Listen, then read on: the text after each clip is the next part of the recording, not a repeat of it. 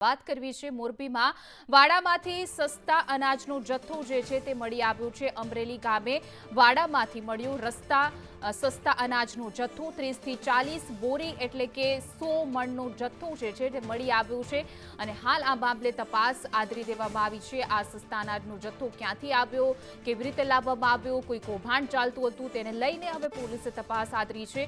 મોરબીમાં સરકારી અનાજનો જથ્થો મળવાનો સિલસિલો છે તે હાલ યથાવત છે।